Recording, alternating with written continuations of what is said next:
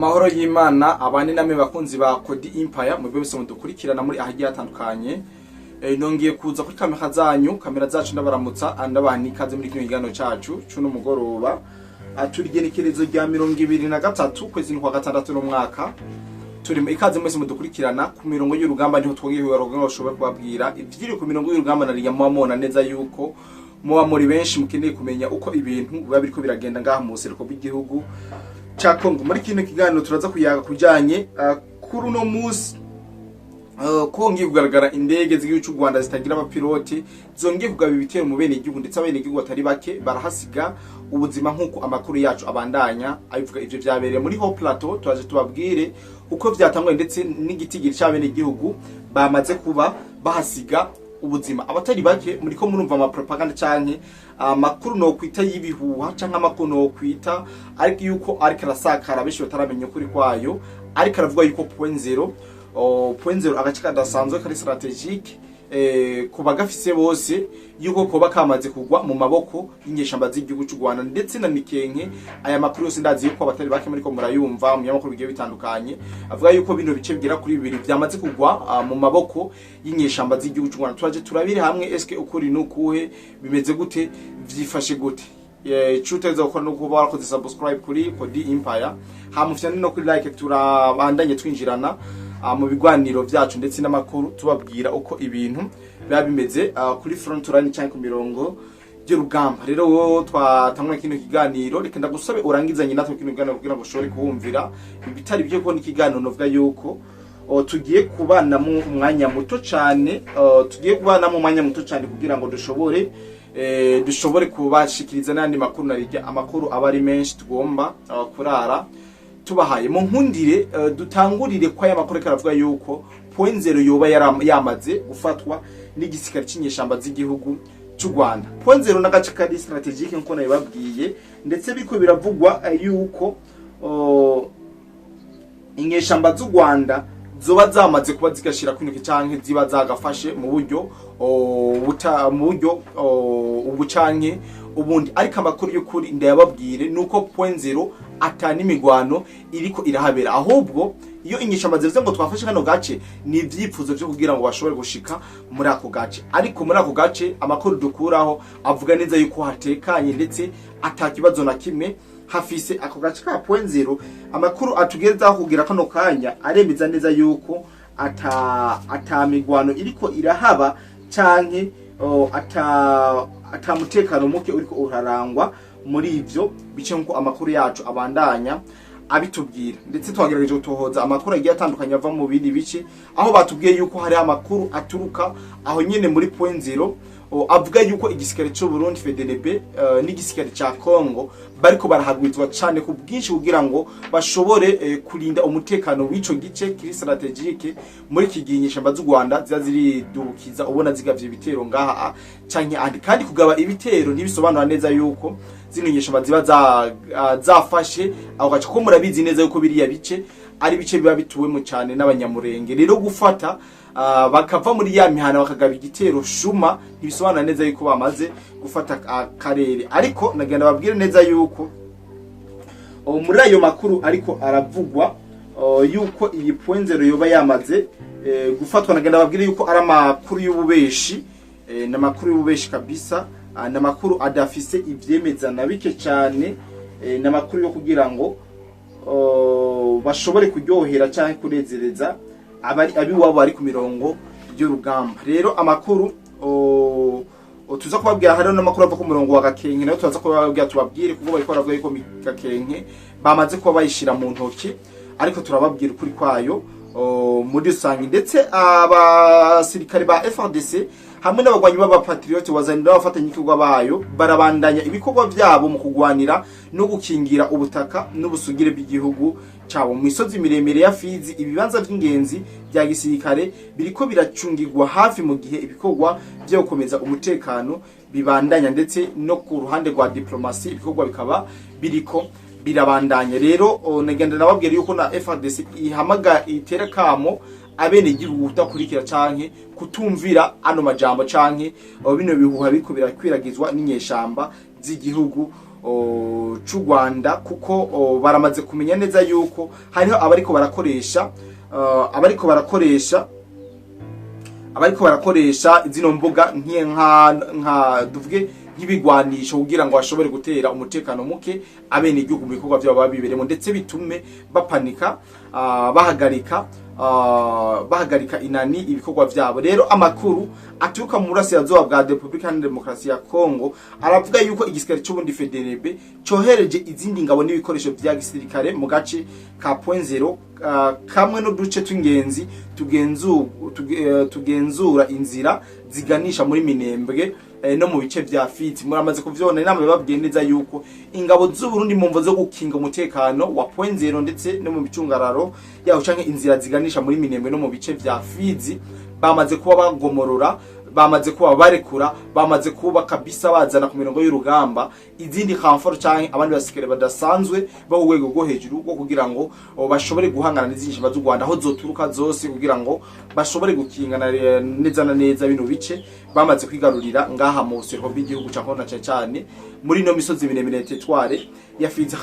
Raporo zitandukanye ziragaragaza ko ingabo zoherejwe mu rwego rwo gushimangira imyanya ya FARDC n'imitwe bifatanyije mu gihe hakomeje imigwano n'umutwe wa ASM 23 RDF Red Tabara twigwaneho MLDP n'abo bafatanya ibikorwa bose mu misozi ya Kivu y'Amajepfo. Point Zero ifatwa nk'agace k'ingenzi mu bikorwa bya gisirikare kubera ko aho gaherereye no kuba igenzura inzira zifatika zerekeza mu bice byinshi by'iyo ntara. Amakuru aheruka kandi agaragaza ko uyu mwaka wa 2026 habaye ibikorwa byinshi byo kohereza ingabo z'u Burundi mu bice vya Minembwe na Mikenke na Point Zero kwego kugira ngo bashobore gukomeza ibirindiro baba barafashe canke ubuce bwose baba bariko baragenzura mu buryo bugaragara. Aya makuru yose twamaze kuba tuyabatohoreza mu buryo butaziguye. Rero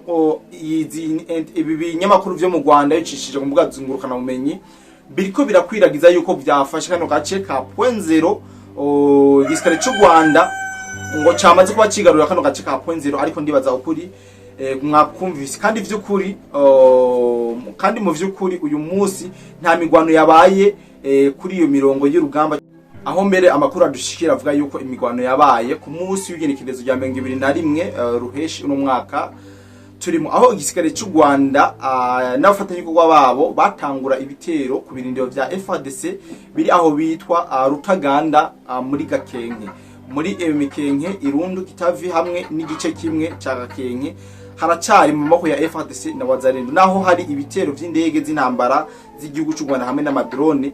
FARDC zifashishijwe na Wazalendo ziracagumye ku birindiro vyabo bikikuje gisagara ca Minembwe. Ayo niyo makuru novuga yuko no batangariza canke no babwira kano kanya kugira ngo mubandanye murika guhendwa n'inyeshamba z'igihugu cy'u Rwanda aho ziriko zirabicisha cyane mu media cyangwa mu bitangaza makuru mu kwerekana neza yuko bariko baragira haysite cyangwa bariko baragerageza kugaba ibitero byinshi ndetse bibaganisha ku nsinzi, nubwo atari byo ari kwitera ije ku murongo wagakenke mu misozi miremire ya Kivu y'Amajepfo. Imigwano irabandanya hagati y'impande zihanganye nk'uko amakuru ava mu banyagihugu muri ako karere abivuga. Ibitero vyagabwe ku birindiro vya FARDC na Wazalendo vyarasubijwe inyuma. Hari abagwanyi bivugwa yuko bishwe batari bake, abandi barafatwa mbere nk'uko mwagiye murabibona ku masanamu n'amavideo twagiye turabahereza, mu gihe ibikoresho vya gisirikare byafashwe inyuma y'iyo migwano. Havugwa kandi ko bamwe muri Red Tabara bari mu bahanganye muri iyo migwano. Ndababwira yuko aho gace ka Gakenke ari agace kagomba kugarijwe, ari kamwe mu duce twugarijwe n'umutekano muke mu bikorwa vya gisirikare bikikuje Minembwe. Ayo makuru nyene avuga ko abagwanyi bashika ku 200 bo mu mpuzamigambi yatwigwano MLDP bishwe muri iyo migwano. Ayo makuru yongera ko abo bagwanyi batashoboye gukura imirambo y'abagenzi babo baguye ku mirongo y'urugamba, kuko mu masaha y'umugoroba hari hakigaragara imirambo canke abasikare b'igihugu cy'u Rwanda batari bake bashoboye gusiga ubuzima muri iyo migwano yabahuje n'igisirikare cya Kongo FRDC ndetse bikarangira inyeshamba z'u Rwanda zihatikirije bikomeye cyane. Aya n'amakuru twagiye turabashikiriza ku munsi w'ejo abagarutse kugira ngo twongere kuyashima. Kibuga c'indege ca Kavumu naho hari amakuru menshi bagiye havugwa, niyo mpamvu mbafata kanyo k'icama kugira ngo mbandanye ndababwira uko biba bimeze hose muri rusange, tuhabere rimwe tuba aba polivara, tuhabere amemeta muri rusange. Ahanyene muri Kavumu ku kibuga c'indege hari amakuru ariko aravaho ndetse adahumuriza cyane mu bene igihugu, ariko arava ku mirongo y'urugamba. Ndababwire uko ni ibintu byifashe. Ni nyuma y'indege zigera kuri 4 z'igihugu cy'u Rwanda ku kibuga c'indege ca Kavumu muri Kivu y'Amajepfo, bivuga yuko zari zigamije gukomeza ubushobozi bwa AFC M23 RDF. Leta ya Kongo nayo yakomeje kubahiriza agahengo k'imigwano kugira ngo yubahirize amasezerano ya USA ndetse n'amasezerano ya Doha. Ariko rero wazalendo batagengwa ataguca ku ruhande na leta yabo, na leta bo bariko barongereza inguvu zabo ku rugamba mu kwitegurira ibikorwa byo gusubirana igisagara cya Bukavu. Tubibutse ko nkuko bivugwa n'abasesanguzi batandukanye, Bukavu na Goma bishobora gusubira mu maboko ya leta mu gihe kiri imbere kitarambiranye. Muri rusange ko mwagiye murumva abategetsi bo muri Kinshasa bagiye batandukanye bagiye barabikomoza canke bagiye baragira ico babivuga ko ibi nivyo bitanga ikizere yuko bino bice bishobora gusubira mu minwe ya leta atakihe kinini birinze gufata, nubwo tubona ivy'imirongo y'urugamba byo biguma bikomera. Ikindi gice kiri muri territoire ya Rucuru muri Kivu y'Amajyaruguru hari igeragezwa ryo kwinjira gitiriwe imigwi yitwaje ibigwanisho ifatanya na M23 ryaburi cyomo mu bwami bwa Bwito. Umukuru w'umugwi w'abagwanyi yitwa Janvier Busogi bivuga yuko yari yiyise umukuru wa wazalendo kugira ngo ashobore kwegera imihora imwe yo muri ako karere. Bamaze kubimenya hakiri kare, abagwanyi muri ako gace barahagurutse maze batuma uwo mugwi usubira inyuma uhungira mu ishamba. Aya ni makuru ava muri Rucuru. Ndazi neza yuko abenshi muri Sud Kivu mutamuzi uko ibintu byifashe muri rusange, ariko mu kurangiza kino kiganiro cacu canke ndancamake yacu mu nkundiye turangirize kubijanye n'ibisasu canke ibibombe biriko birategwa mu bene igihugu n'izingisha abazigihugu cy'u Rwanda ziriko zirabikora zigamije guhitana igitigiri kinini c'abene igihugu baba mu bice tugiye kubabwira cyane byo mu maho plateau. N'indege zitagira ba dereva, amadrone canke ico bitwa amadrone kamikaze, za ndege z'ubwiyahuzi z'ingabo z'u Rwanda zibandanya guteza agahinda n'amaganya mu bene igihugu mu buseruko bwo hejuru mu maho plateau, cyane mu micungararo ya Minembwe. Abasivile babandanya kubabazwa n'ivyo bitero bisubigwamwo byica abana babo kandi bigashira mu kaga umutekano n'ubuzima bw'abanyagihugu bose baba muri ubwo buce. Vyongeye indege z'ingabo z'u Rwanda zitwara amasasu n'ibindi bikoresho bya gisirikare zirabandanya kurenga ku kirere c'akarere ka Minembwe mu seruko bwo hejuru. Ivyo bikorwa byose by'ingabo z'u Rwanda biriko bironona kandi ubumwe n'imibano myiza hagati y'amoko n'imiryango itandukanye iba mu turere two mu buseruko bwo hejuru, bikongera bikaza birongera ubushamirane n'intureka muri ako karere. Ndibaza neza yuko abadukurikiranye mushoboye kumva incamake y'amakuru tubashikirije. Icambere mvyo twababwiye yuko atamigwano yigeze iba muri point 0 nkuko inyeshamba z'u Rwanda ziriko ziraproclama yuko zamaze gufata kano karere. Ntabwo ari byo, nta nabukebuke nta nyeshamba z'u Rwanda zigeze zinjira muri point 0, ndetse twababwiye n'uburyo muri point 0 hariko harongerezwa izindi nguvu na cyane mu kwazana ingabo z'u Burundi FDNB, Force de Défense Nationale du Burundi, bahazana n'abo bazarendo ndetse n'aba FARDC kugira ngo bashobore gukomeza umutekano wo muri ako karere k'ingenzi cyangwa karere kadasanzwe ko mu misozi miremire tetware yafize. Ibitwe babwiye ndetse twagerageje kubabwira n'amakuru yashizwe na FARDC iriko irabwira bene gihugu bashishikariza yuko batoha amatwi canke batokumviriza ibinyamakuru byo hakurya Kanyaru biko racisha ku mbuga ngororabumenyi, bigomba kwikana neza yuko bamaze kuba bigarura point 0 mu nzira zo kugira ngo bace ivutu abene igihugu baba muri ubwo bice, bace ivutu abasirikare bo muri coalition ya FARDC. Rero FARDC yamaze kubinyomoza ndetse yamaze kubitera amabuye, ibitera ivyatsi bivuga ati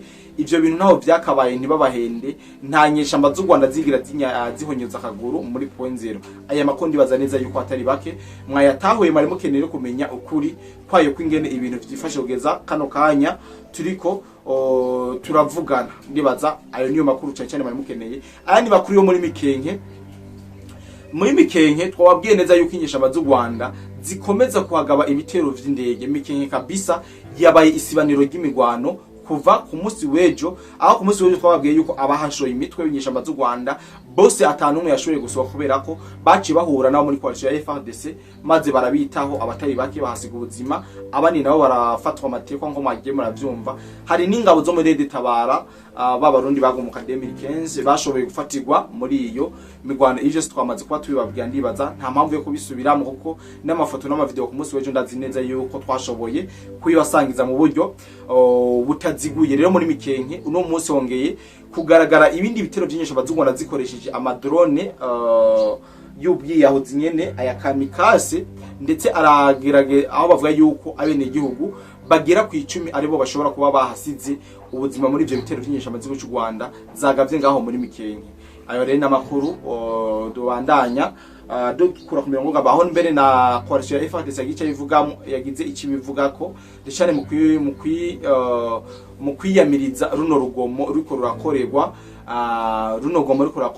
abene igihugu batuye muri bino bice bisanzwe bikontrolwa na coalition ya FARDC. Munazi ko M23 ihigana canke irebana n'ubuco babugenzurwa na leta ya Kongo kugira ngo bashobore kwica abene igihugu basanzwe bari muri byo kugira ngo baze guhindukira baze bavuge yuko ari massacre yakorewe abene igihugu. Mugabo ibi turamaze kubimenya ndetse turamaze no kubitira ibyatsi kenshi. Ndibaza neza yuko abeshi mwatahuye yuko atakuri kubirimo.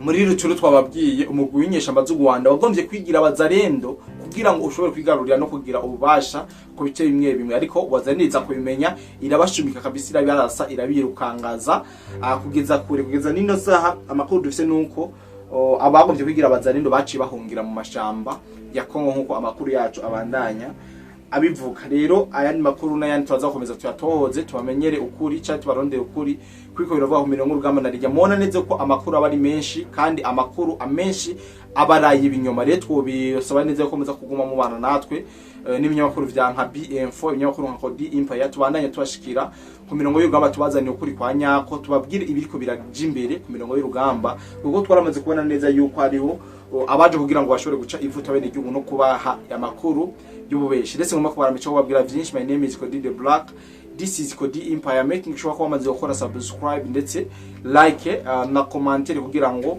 ibiganiro byacu bibandanye bishika kuri kandi hashoboka cyane kandi bikabano turongera kuhura mu bindi biganiro byacu naho ubutaha. Boba wifuza kuja gukorera hanze y'igihugu na cyane Dubai, hariho benshi tumaze kwifashamo. Akabijya kacu tubafasha kuronka visa byoroshe no kubaronkera ubuzi tubaronkera no gukurikira ubwubatsi construction, ubushoferi driving, gushikana ibintu ku mukiriya delivering, gukora mu bubiko bunini bw'amasosiyete warehouse, gucungera ingo amasosiyete n'ibindi abo twita aba security. Hejuru y'ibyo tubafasha kuronka visa byihuse kandi ku kabeyi katavuna. Dusange muri Mairie de la Ville, bureau numéro 6, canke mutwakure kuri +971 50 88 13 005 canke +257 79 90 29 73. Kuronka akazi hanze y'igihugu biroroshe cane, hasigaye amahitamo yawe.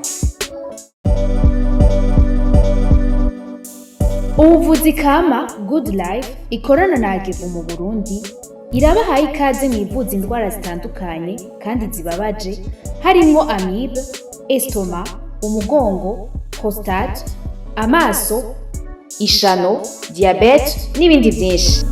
Dusange Centre Ville, Boulevard de l'Icona, numéro 5, urenganye gato ikiraro, mu Kanyosha kujya gatanu hamande y'isoko, no mu Gatumba ku ipoto ya 34 canke mutwakure kuri 67 95 46 56 canke 62 98 83 41. Hamwe na Good Life twitwararika amagara yanyu nka yacu.